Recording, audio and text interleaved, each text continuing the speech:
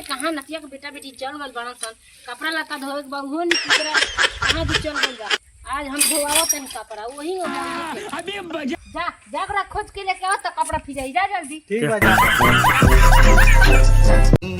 लोग कहते हैं मैं शराबी हूँ तुमने भी काजन केने पांच साल कोनो लोग गाइड उन सब टॉप में जाई थी घर लिया। हाँ, लोग कहते अरे सरवाते हिया पी के बैठल बरे तोरा घर कोने सब कोनो खोजत कौन है रे साला कौन है फे साला पी के आए थी हिया ड्रामा कइले बा।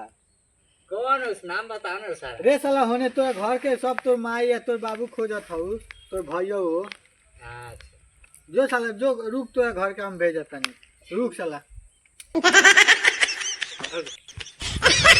ए केना बारी हो आने साला हो पीऊ के हग मुद देले बा चिन्हतो नहीं थे आदमी केने हो ओने घरवा के पीछे आवा टटिया चल के बताइबो हो तन चल बगे डांटा ले रे चल तन जा हम जाता नहीं काम पर हमारे लेट हो गइल बारी।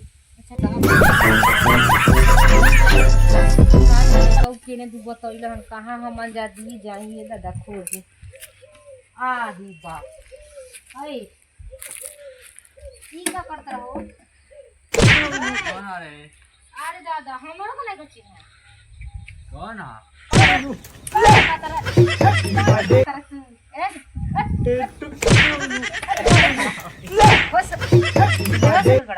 होश में नहीं खा हई कहा हई हई अरे साला दारू पिए तारा उठ चल चल घर चल चल चल रोड लौकता केने रोड बा ओने नहीं थी रोड देने बा रे बाप रे बाप ये दादा माई हो चल घिसिया के लेके चले